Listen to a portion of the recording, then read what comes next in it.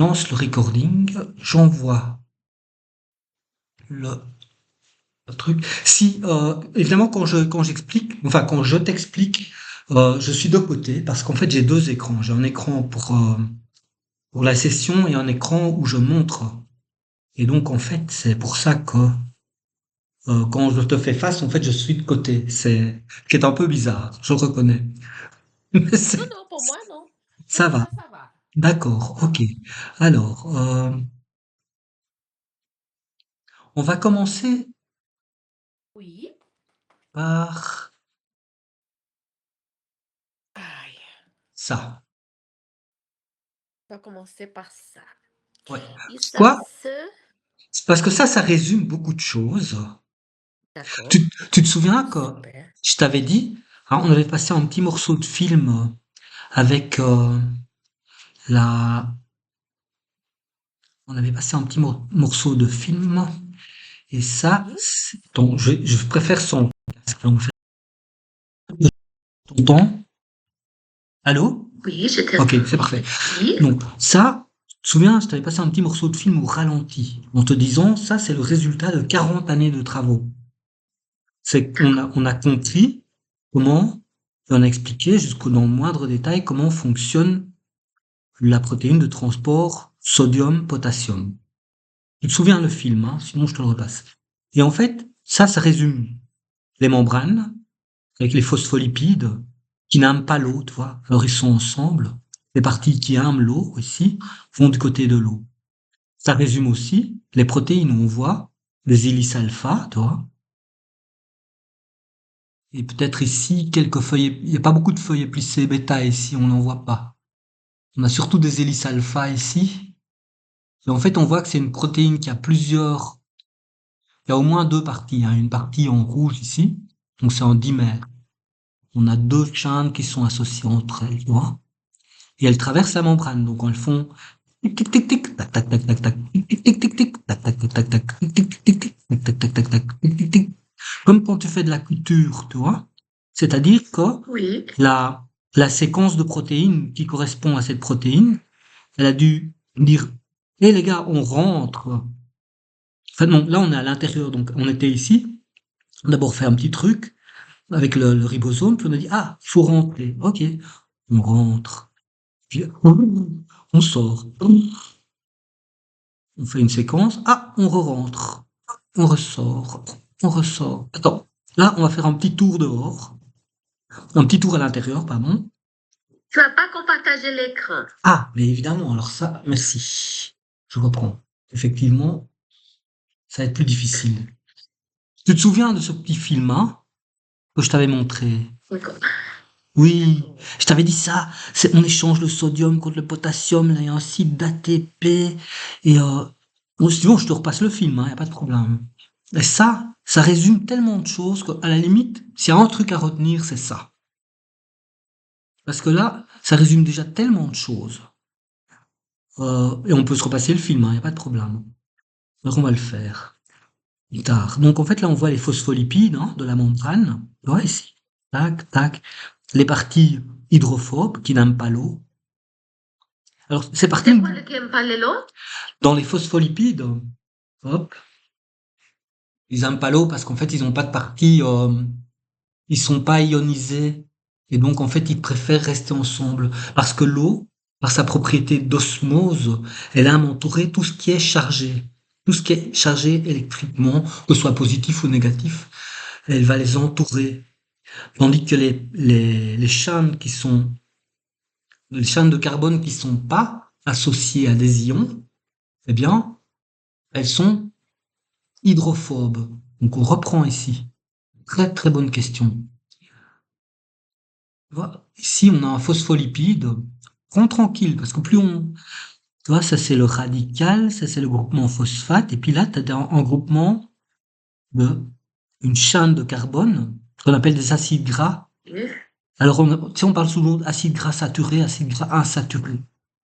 Ça, c'est un acide gras saturé, ça, c'est un acide gras insaturé.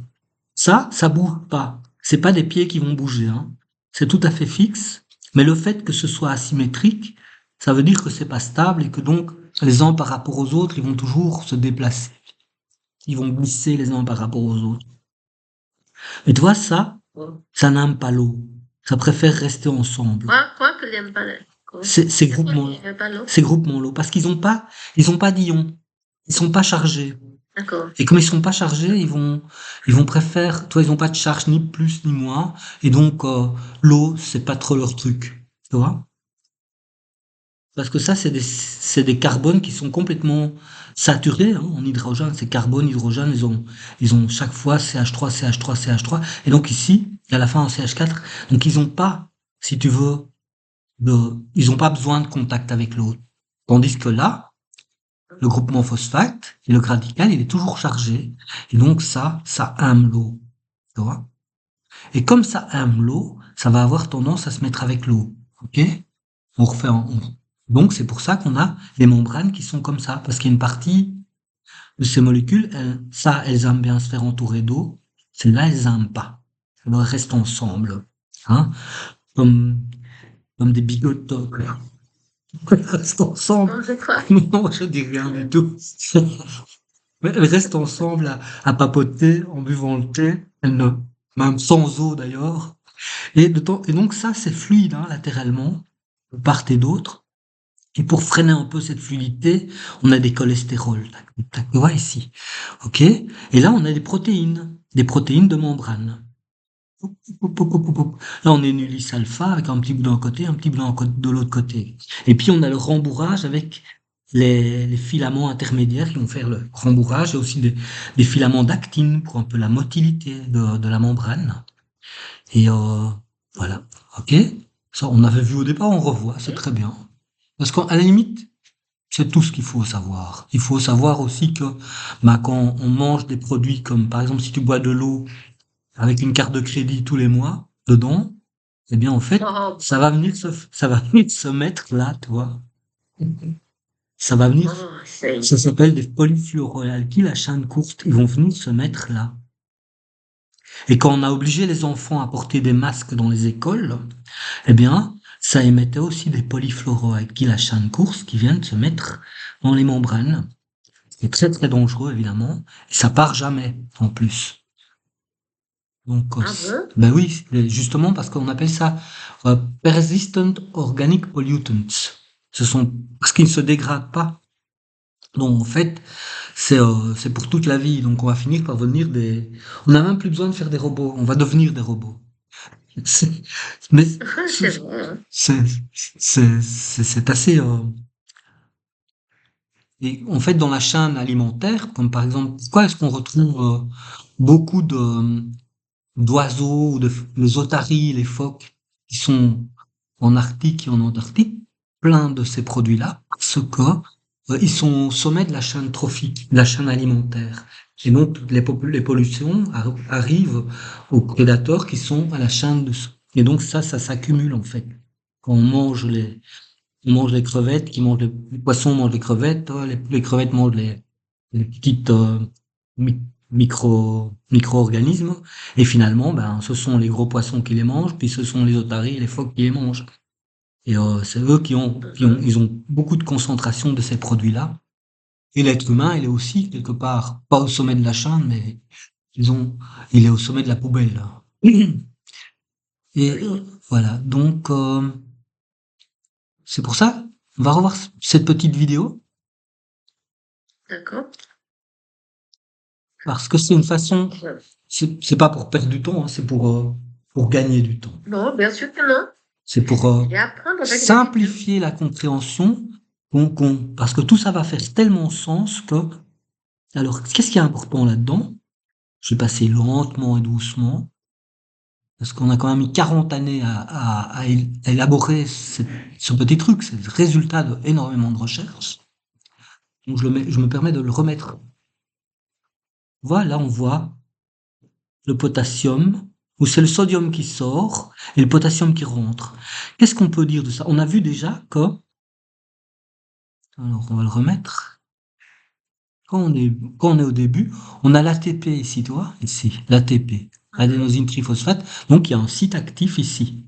Je t'avais dit qu'on regarde une protéine devant soi, on essaie de trouver son site actif. Donc il y a certainement ici des cystéines, c'est-à-dire des acides aminés qui sont pointés d'une certaine façon pour choper en adénosine triphosphate.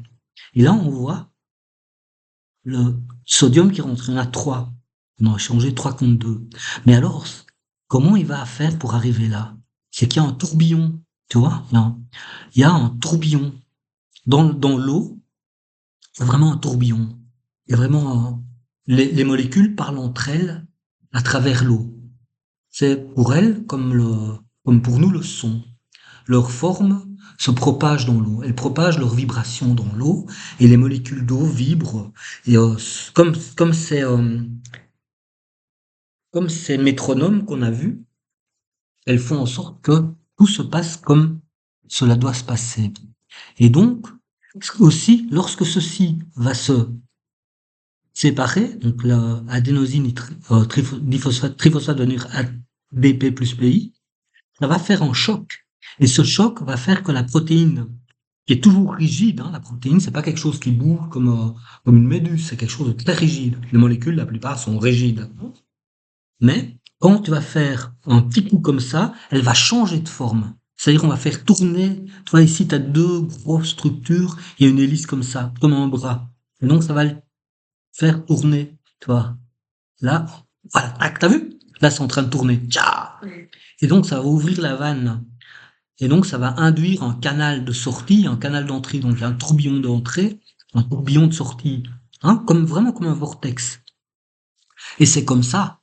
Et alors, pour revenir encore à ceci, on voit qu'il y a des hélices alpha, des feuilles plissées bêta, donc il y a des acides aminés, il y a une séquence d'acides aminés. Et cette séquence d'acides aminés, elle est fabriquée au niveau des ribosomes. Alors, on va revenir aux ribosomes. Euh, Comme ça, on est à l'aise, on n'a plus peur de tous ces trucs-là. On devient plus à l'aise. Hein, on est moins impressionné par tous ces mots bizarres. Ce qui, évidemment, est le but. Hein. Et donc là, on va retourner. On peut toujours, quand tu es ici, chercher quelque chose. Donc en fait, tu fais CTRL F. On va taper ribosome. Ribosome. Et voilà. Et le ribosome, il va être. Voilà. Et c'est.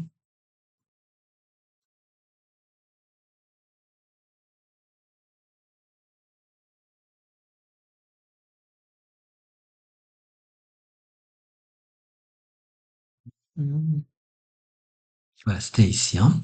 Ce fameux, ce fameux schéma ici. Donc on a un code génétique où on va avoir les molécules qui sont dans l'ADN, on a adénine, guanine, cytosine, thymine. On va voir ça tout de suite. On va voir ça aujourd'hui. Et en fait, ici, tu as le processus de fabrication d'une protéine qui fait que l'ARN messager qui sort du noyau, qui a été lire en jaune, il se fait enfiler dans les ribosomes et là viennent s'y fixer des ARN de transfert. Donc, ce sont des plus petits ARN, un peu tordus comme ça, qui d'un côté ont euh, les lettres qui correspondent à l'acide aminé qu'ils vont amener, et donc ils apportent leur acide aminé, et en même temps ils se font attacher, ils se font, comme on enfile des perles, les acides aminés qui étaient là avant.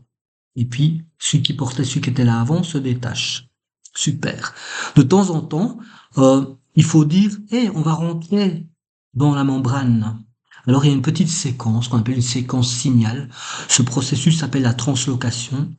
Et donc, il va y avoir un petit processus qui dit, ah, mais oui, mais ça, on doit rentrer. Alors, plac, on s'attache, on rentre, et le petit morceau qui va suivre sera fait à l'intérieur. Puis si, de nouveau, il y a un morceau qui dit, ah, il faut sortir, alors, hop, clic, et on va retourner là comme ça. Et on va pouvoir faire ces allers-retours à travers la membrane, ou alors faire simplement qui est juste pour, pour l'exocytose. On viendra plus ça dans le détail plus tard, restons à ce niveau-là de compréhension, et on va, parce qu'on va maintenant s'intéresser à l'ADN. On a vu les protéines, on a vu qu'il y avait un code génétique sympa, et maintenant, on va regarder, mais oui, mais il y a quelque chose aussi qu'on n'a pas vu, c'est l'ADN. Alors, les acides aminés, on a vu, les protéines, on a vu. On y reviendra si besoin est. tout en revoyant des autres choses pour pas tout prendre tout dans la figure tout de suite, quoi. Et on va donc regarder ici les acides nucléiques. Nucléiques parce qu'ils sont dans le noyau. Nucléus, ça veut dire noyau en grec ou en romain, je sais plus. Enfin, on s'en fout. C'est pas brésilien. Nucléus. Alors, dans les, en fait, on a deux types de bases. Alors, voilà. On avait déjà vu l'adénine, parce que dans l'adénosine triphosphate, on a de l'adénine. Alors ça, c'est les purines qui sont composées de la guanine et de l'adénine. Et les purines, parce que ça vient du purin ou du guano. En fait, guanine, ça vient du guano. Si tu vas au Portugal, à Islas Berlengues, tu connais? Las Islas Berlengues. C'est l'île, de très belles îles, mais il y a que du guano. Dès que tu marches dans le guano. C'est une île pleine de fientes de mouettes. Donc c'est du guano. Et le guano, c'est très bon parce qu'il y a il y a plein de bons trucs dedans, en fait. Il y a du phosphate, il y a de l'azote. Donc le guano, c'est un bon engrais. Et donc ça, c'est la guanine. Alors on voit, et ça c'est l'adénine. L'adénine, on l'avait déjà vu, c'est dans l'adénosine triphosphate, il y a l'adénine. Et alors on voit ici des liaisons en petits bâtons, c'est-à-dire en carbone, ça c'est plat. Ça c'est plat et ça c'est plat. Et quand tu vois deux petites barres, une petite barre, deux petites barres, une petite barre, deux petites barres, une petite barre, deux petites barres, une petite barre, en fait ça veut dire que les électrons ils font comme ça. Ça va dire que les électrons quoi? Que les électrons circulent sur ce plan. D'accord. Et ils circulent librement, ils font comme ça, tcha, ils font une espèce de 8. Et ça c'est en plan. Alors si la molécule était complètement en liberté dans un liquide, quelque part on s'en foutrait. C'est sympa, mais ça ne signifie rien.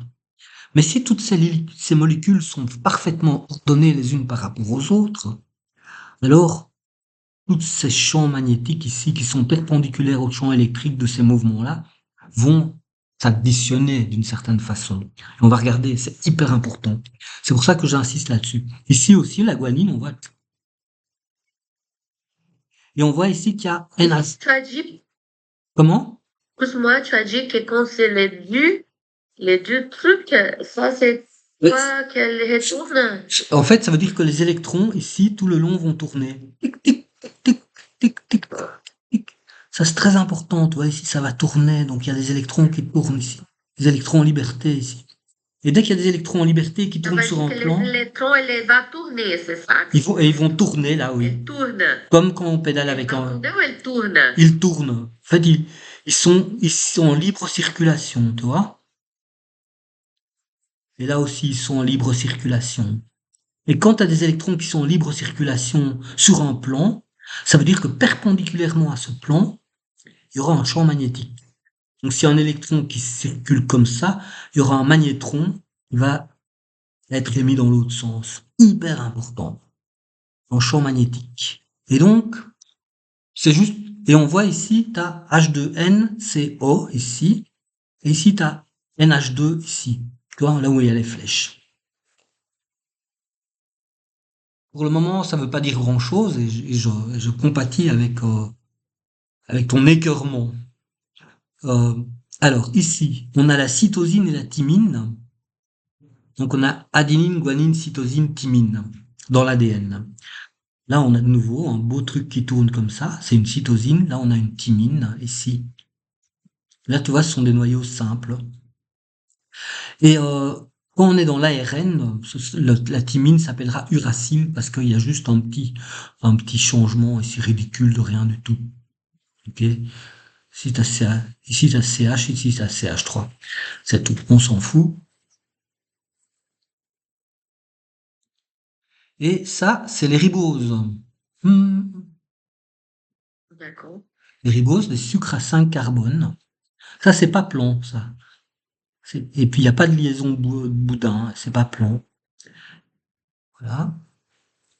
Le Et ribose est l'autre, c'est les déo. déoxyribose. C'est parce qu'en fait, on a le ADN, acide désoxyribonucléique, et l'ARN, l'acide ribonucléique. On arrive tout de suite. Alors, quand les bases puriques et pyrimidiques, donc les bases azotées, font une liaison avec les acides, avec le ribose, en fait, on a les acides nucléiques. On a ici la cytidine. Tac, tac, tac. Donc, on a, s'il vous plaît. oui. Si tu veux, ce qu'on a fait, Merci. on a mis ici l'adénine, guanine, la cytidine. On a mis ici la cytidine, ici, avec le ribose. Hop. Et donc, on a l'acide ribonucléique pour la cytidine ici. Pas fictif. Et on peut faire avec les autres aussi. Donc, on fait ici une liaison NH. Alors, ce qui s'est passé, c'est que on a fait un lien glycosidique. Donc, si on reprend la cytidine qui était là, la cytosine est ici.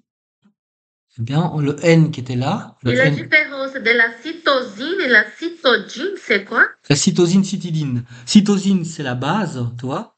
Et ici, tu as NH. Ok? Tac, tac. NH, tu vois, ici.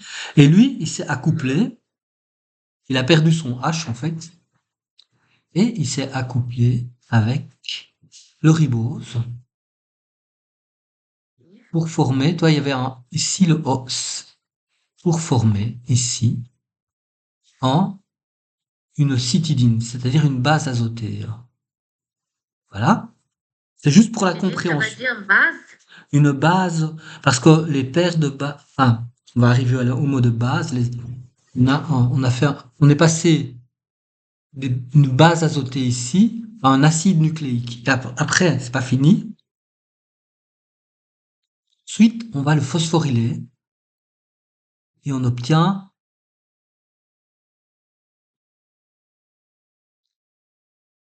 Seulement une petite question, oui, Vicente. La cytosine, elle est la base. Et la cytidine, c'est l'acide nucléique. Maintenant, regarde. c'est l'acide nucléique. Voilà, nucléique. Vous me pouvez écrire? D'accord. Pour écrire. Je te mets tout de suite par là. Je te mets ça tout de suite par écrit. D'accord. Voilà. Donc, cytosine égale base azotée. Guyane, cytosine, la Guyane. Là. Et la cytidine Guyane. égale acide nucléique. Et puis après, C'est la base de l'ADN. oui, c'est la base de l'ADN. Donc on a quatre types de bases. Regarde. Tu te souviens qu'on a parlé de l'ATP, hein, le fameux ATP qu'on a vu beaucoup de fois. Eh ben, par chance, on n'est pas en terra incognita, on n'est pas en terrain inconnu parce que ici, on a l'adénosine. Oui. Tu vois, ici. Ah, l'adénine, avec le ribose, ça fait de l'adénosine. Et, donc là, Encore l'adénine, l'adénosine, l'adénine. voilà. Et on met 3 phosphates et on a l'adénosine triphosphate. Tac, tac, tac. Wow, cool. Là, on retrouve notre fameux ATP. Alors ça, c'est de la adénosine triphosphate. Et qu'est-ce qui va se passer? Ici, on a la cytosine, regarde, on l'a phosphorylée. On a un phosphate ici. On a la cytosine ici. On a un phosphate ici. On a de la guanine ici. Tac, tac. La guanosine, en fait. Et là, on a de l'adénosine. Et phosphate. Ça va se relier. Et c'est comme ça qu'on fabrique la base de l'escalier. Regarde. Tac, tac, tac, tac. Une marche. Tac, tac, tac, tac. Une marche. Tac, tac, tac, tac. Une marche. Pourquoi on dit des marches? Parce que ça forme des plans qui sont en étages, parallèles les uns aux autres. Tu vois? Ça, c'est parallèle. On va voir les modèles en 3D. Et donc, qu'est-ce qui va se passer ici? C'est que quand il y en a deux qui se rencontrent, ils vont pouvoir quand il y a deux brins d'ADN qui se font face, il va se passer un truc formidable. C'est que regarde, hop, on voit pas très bien, mais on va agrandir. Ici, j'ai un étage, tu vois. Ici, tac, tac, tac. Ici, j'ai une adénosine. Et là, là, j'ai une guanine. Et là, j'ai une cytosine. Et elles forment un étage. Là, il y a un escalier qui va dans un sens. Là, j'ai l'autre escalier qui va dans l'autre sens. Puis, dans le sens inverse, tu vois. Et aux étages de chaque escalier, l'adénosine, la guanine et la cytosine se font face et se disent bonjour avec des liens hydrogènes. Tu sais, ces fameux liens hydrogènes, t'as pas du H, passe-moi ton H, j'ai pas de H. Non, il est à moi, non, il est à moi, rends-le-moi. Tu vois? Ici. Ici, j'ai NH et là, j'ai CO. Là, il y a un H au milieu. Qui hésite, est-ce que je suis à lui, est-ce que je suis à toi? Un peu comme, j'allais dire une connerie. Mais, donc, tu vois, ici, ils hésitent. Et donc, ça forme c'est stable, ça. Hein, c'est comme dans les protéines aussi, on a ces liens-là. C'est ce qui stabilise un feuillet plissé bêta ou ce qui stabilise une hélice alpha une protéine. Et ben ici, dans l'ADN, c'est ce qui stabilise chaque pas de l'échelle double hélice de l'ADN. Quand t'as compris ça, t'as compris la formule de la vie. C'est quand même chouette, non? Oui. Et Ah oui.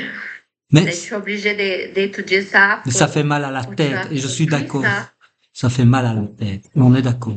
Et c'est très pénible.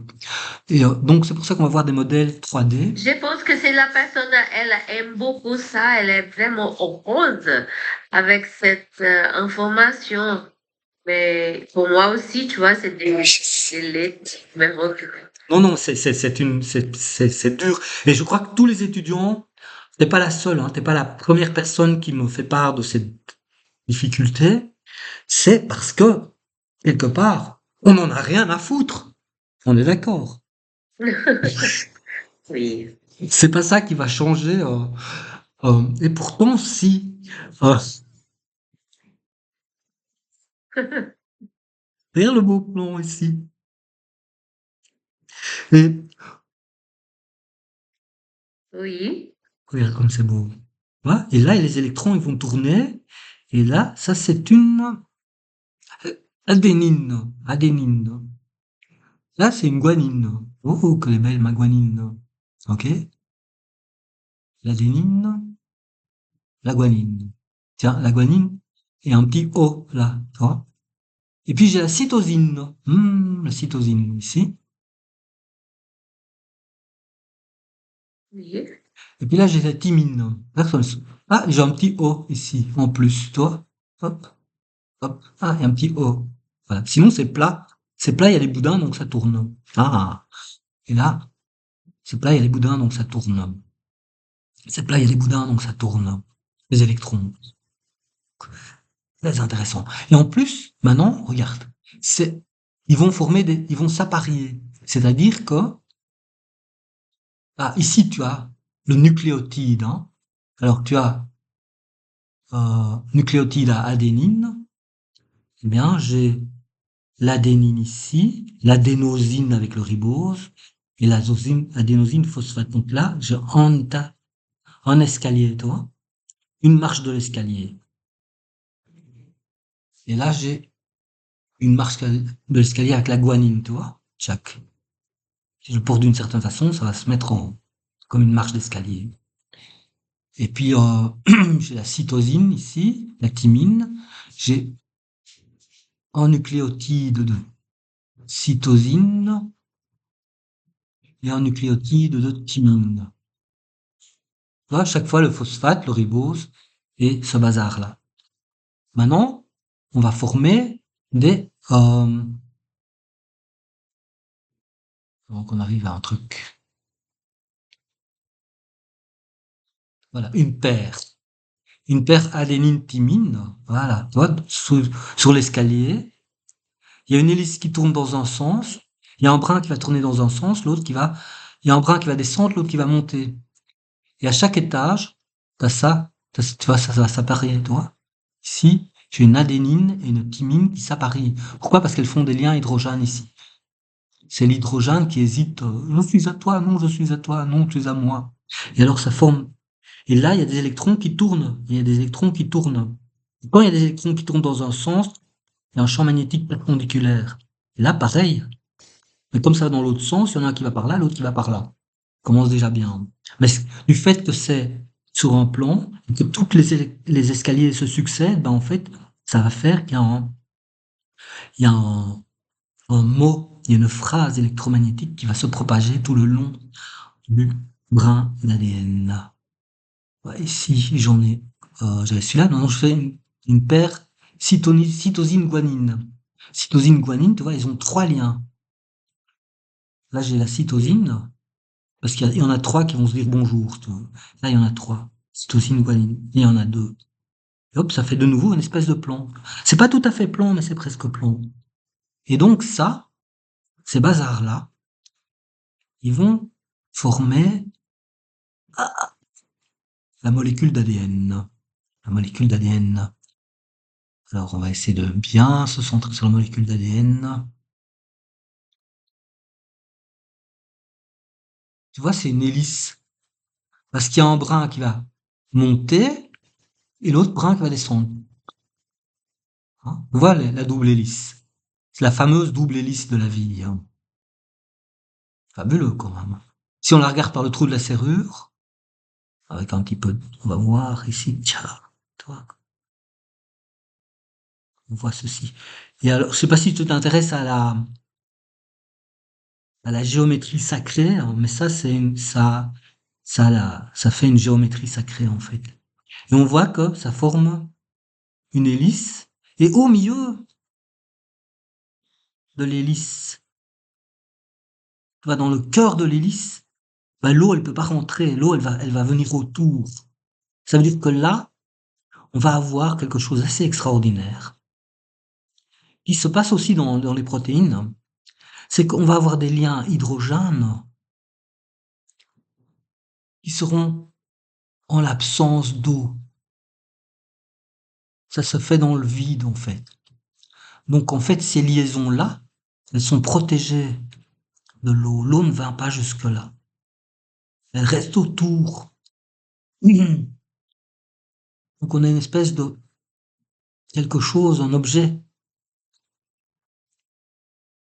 qui est très long, hein, parce que on a 46 brins, puisqu'on a 23 paires de chromosomes. On a donc 46 brins pour une longueur totale de 1,20 m dans chacune de nos cellules.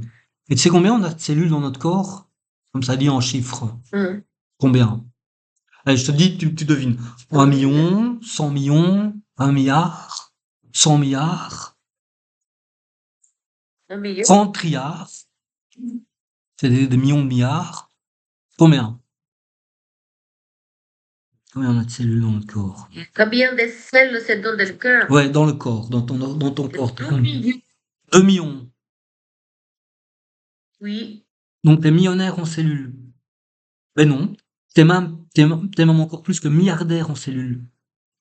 1000 milliards, ça fait un trilliard. Et en fait, t'as à peu près 40 000 milliards, entre 30 et 40 000 milliards de cellules dans ton corps. Oui. Et chacune de ces cellules a un ADN qui mesure 1,20 m. Donc si tu multiplies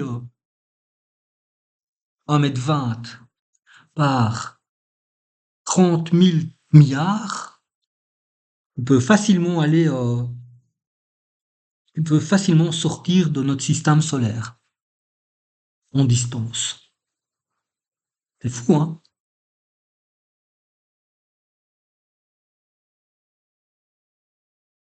Donc, et ça, en fait, tu vois, Et un ADN, le longeau, elle vient à 1,5 m, c'est ça? 1,20 m dans chaque cellule.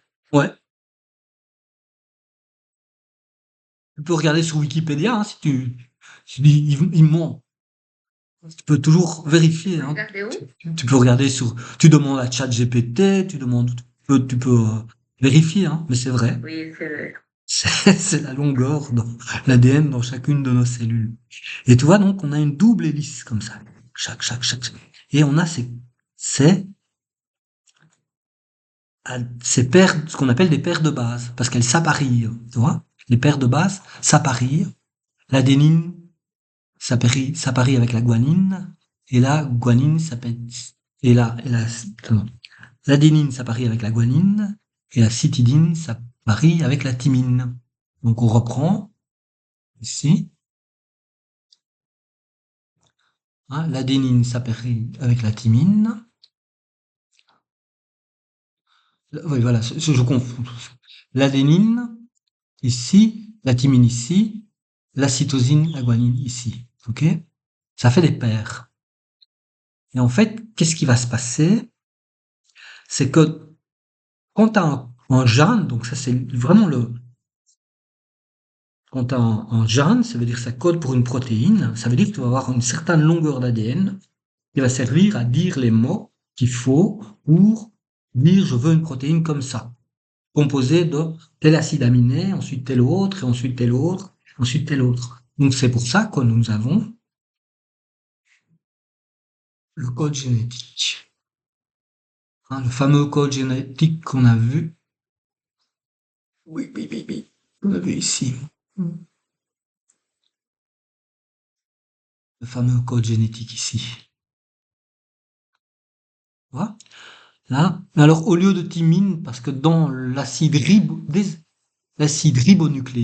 qui est l'ARN en fait, il va être une copie dans certains segments de l'ADN qui correspond à un gène, eh bien, on va copier une partie, et puis là, au lieu de ce soit thymine, ce sera uracile.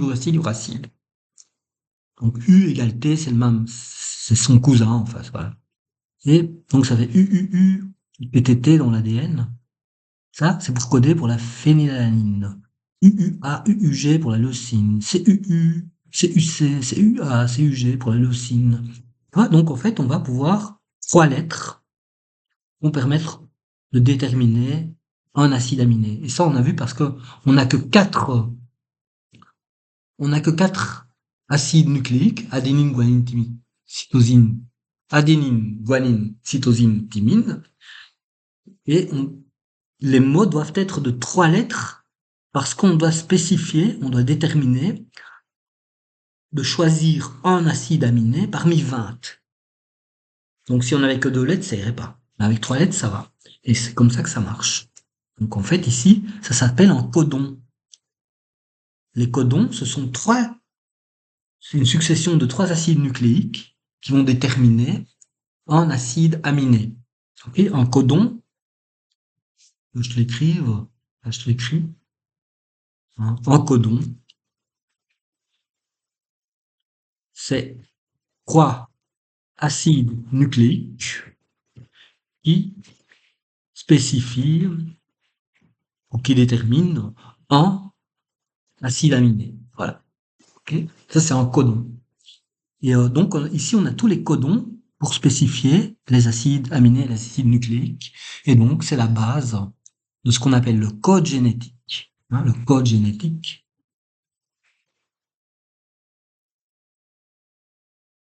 Et qui va être lu de cette façon-là. C'est clair? Oui. Voilà. C'est très simple, en fait. Et là, on a des ARN de transfert. On a des ARN de transfert dans le cytoplasme qui, d'un côté, sont liés à l'acide aminé qui correspond à, ici, l'anticomplémentaire, hein, puisqu'ils vont s'apparier un peu comme dans l'ADN, ils vont venir s'accrocher, puisqu'ils vont faire des liens hydrogènes ici. Voilà, donc c'est la base du code génétique. Super. Mais, qui est assez... et donc c'est comme ça qu'on peut spécifier plein de trucs. Mais, il y a encore un grand mystère. Si tu veux, dans toutes les années 90, à peu près l'immense majorité de la recherche en génétique s'est focalisée sur trouver la séquence génétique de l'Homo sapiens, donc de notre espèce, de nous. Et donc on a commencé avec les éprouvettes et tous les ordinateurs, c'était vraiment 10 années de travail, plus grosse collaboration internationale énorme, quoi. Tous les budgets investis là-dedans pour pouvoir déterminer avec précision le génome humain. Donc le génome humain, on a trouvé finalement qu'on avait à peu près 25 000 gènes, enfin qu'on avait 25 000 gènes, c'est-à-dire 25 000 euh, séquences de AAA, TTTU, TG, AA, TU, TTTata, qui sont en fait, qui déterminent pour des protéines, et on n'en a pas plus, on n'a que 25 000. C'est à peu près autant qu'une mouche à merde, pardon, une mouche à miel. Et donc c'est pas très, on va pas très loin. Et le reste, l'immense partie de notre chromosome, de nos gènes, de notre ADN, ne servent à rien en fait. Et toujours officiellement, cette immense partie, on appelle ça du génome poubelle. Or, dans la vie, bon, ça n'existe pas des choses qui ne servent à rien. Et en fait, ça sert à quelque chose. Et ça sert à ceci. Alors, pam, pam, pam, pam, pam, pam, pam, pam, pam, pam, pam, pam, pam, pam.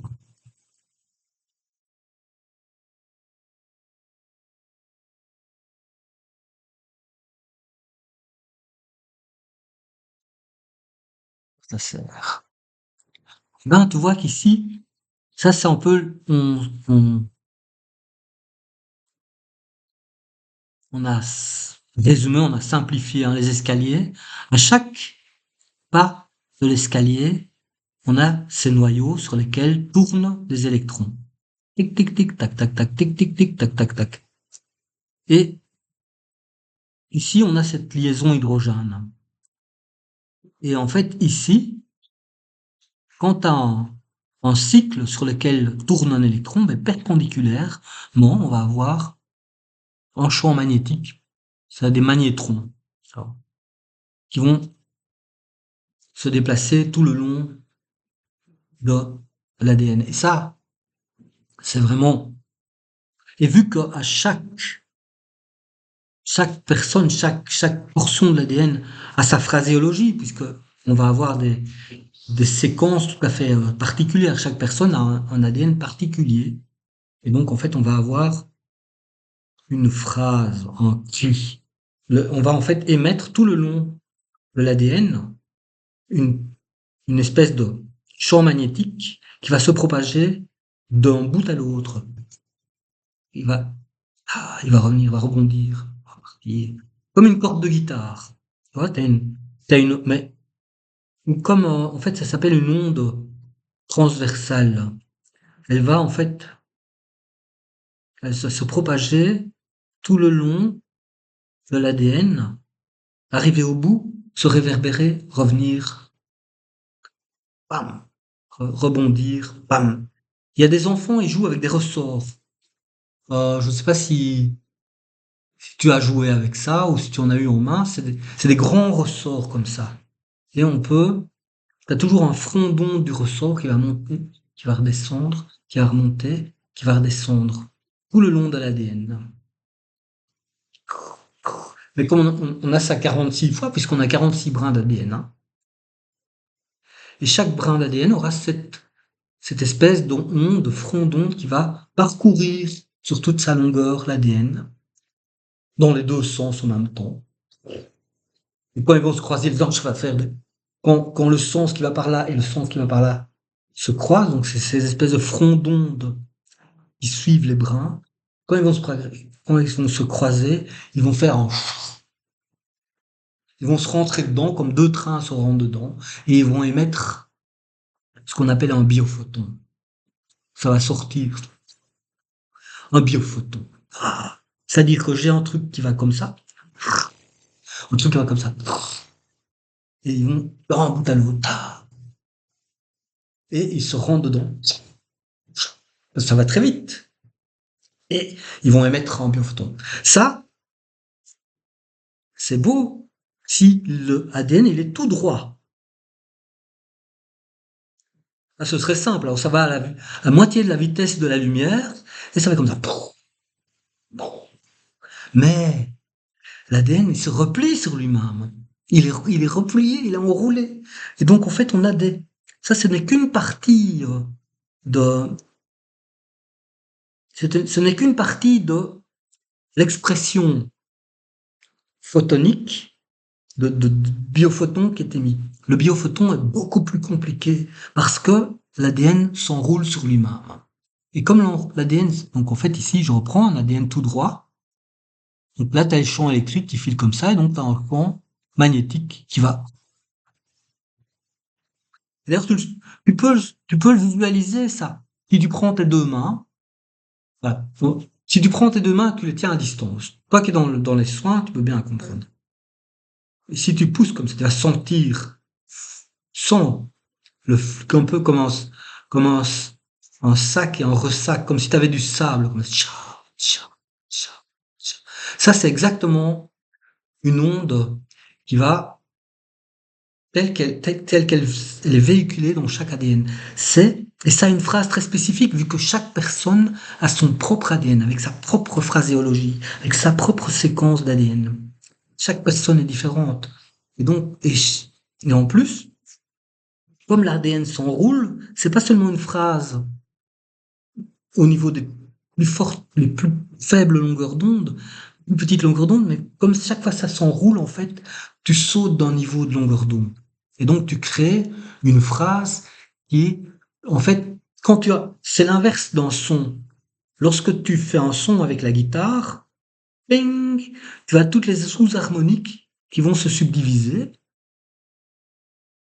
de plus en plus petites. Et si ton son est très clair et très bien et pur, qu'est-ce qui va se passer? Ben, tu vas avoir toutes les sous-harmoniques de plus en plus petites jusqu'à arriver au niveau moléculaire presque. Mais ici, c'est l'inverse. Si tu pars de la plus petite sous-harmonique, de la 70e sous-harmonique, si tu veux, dans son audible, et tu vas, comme ça s'enroule, l'ADN, tu vas à chaque fois sauter vers le haut des harmoniques. Et donc, tu vas avoir un son qui se crée depuis la plus petite sous-harmonique vers les plus grandes harmoniques, en faisant un grand nombre de sauts. Et donc, tu vas avoir une espèce de paquet d'ondes qu'on appelle un biophoton, et que je vais essayer de te donner. Donc là, c'est pas pour, c'est la mathématique de ce front d'onde, donc on s'en fout. Euh, mais ce qui est absolument important, et je vais la voir, je l'ai ici quelque part, hein, c'est qu'en fait, comme l'ADN se replie sur lui-même, hein, voilà, si l'ADN était tout droit, comme une longue aiguille, eh bien, en fait, tu aurais ce front d'onde qui irait chi, chi, chi, chi, chi, chi. En fait, il y en a un qui part dans un sens, l'autre qui part dans l'autre sens, et ils rebondissent sur les extrémités et ils se rentrent dedans. Fa, fa. Et quand ils se rentrent dedans, ça produit un faute. Ça produit le résultat de l'explosion, en fait. Et ça se passe dans le vide, parce qu'en fait, tout ça, l'eau ne parvient pas à toucher. Donc ça se passe sans eau, en dehors de l'eau. Donc ça crée des émissions qui vont être entournées en plus par l'eau. Donc, t'as ça. Deuxième niveau, ça fait ok? Là, t'as 11 nanomètres. Donc, ici, c'est très fin, ici, c'est plus gros. Ici, t'as 30 nanomètres, c'est encore plus gros. Ça, encore plus gros, et encore plus gros. À chaque fois, à chaque niveau d'enroulement, on va passer à l'harmonique supérieure. Donc c'est comme si tu avais un instrument de musique très très fin, tu fais des cordes de plus en plus grosses, et en fait, donc tu vas arriver à des, des longueurs d'onde qui sont de plus en plus grosses en les combinant tout ensemble. Et ça crée ce qu'on appelle un biophoton. Mais en permanence, l'ADN émet des biophotons, à peu près 100 000. On a calculé, c'est exactement 100 000. C'est Fritz Popp qui a calculé ça, qui a mesuré. Et donc, en fait, on en a 100 000. Le reste, on les garde pour soi. Parce qu'en plus de ça, comme la géométrie euh, de l'ADN, elle correspond au nombre d'or, en fait, on accumule, on accumule, on accumule. Toute ta vie, tu accumules de l'énergie dans ton ADN. En fait, toute la vie, tu creuses ton sillon dans ton champ vital et tu n'utilises qu'une petite partie, c'est-à-dire 100 000 par unité de temps, pour réguler ton champ, euh, pour réguler ta physiologie, en fait. Donc, en fait, on est des bombes atomiques, hein. Le, L'être humain est une véritable bombe atomique qui crée en permanence ces, ces biophotons, dont la plupart, et toute cette énergie, elle est stockée dans le vide. Et une petite partie, tout à fait petite partie, sert à gouverner notre physiologie sous forme de biophotons. Euh, Ça va? Ou Ça va. c'est, c'est un peu de la folie. Je t'écoute. Et Bien sûr. c'est Bien sûr. C'est la folie. c'est de la folie. Si, Pour ma tête, oui. oui, est-ce qu'on peut arrêter 5 minutes? Juste 5 minutes. Bien sûr. D'accord, j'arrête tout de Voilà, suite. 5 minutes. Ça va, ok. Ok, à toutes. À toutes.